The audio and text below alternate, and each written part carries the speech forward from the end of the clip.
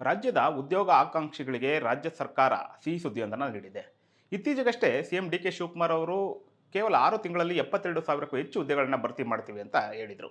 ಅದರ ಭಾಗವಾಗಿ ಇಂದು ಕೆಇಎ ಕಾರ್ಯಸನ್ನದ್ಧವಾಗಿದ್ದು ವಿವಿಧ ಹುದ್ದೆಗಳಿಗೆ ಒಟ್ಟು 4 ಅಧಿಸೂಚನೆಗಳನ್ನು ಹೊರಡಿಸಿದೆ. ಕೆಎಸ್ಐಎಸ್ಎಫ್, ಕೆಎಸ್ಆರ್ಪಿ, ಲ್ಯಾಂಡ್ ಸರ್ವೇಯರ್, ವಸತಿ ಶಾಲೆಗಳ ಶಿಕ್ಷಕರು ಹಾಗೆ ಗ್ರಾಮ ಆಡಳಿತಾಧಿಕಾರಿ ಹುದ್ದೆಗಳಿಗೆ ಅಧಿಸೂಚನೆಯನ್ನು ಹೊರಡಿಸಿದ್ದು, ಅರ್ಜಿ ಸಲ್ಲಿಸುವುದಕ್ಕೆ ಜುಲೈ 30 ಕೊನೆಯ ದಿನಾಂಕವಾಗಿದೆ.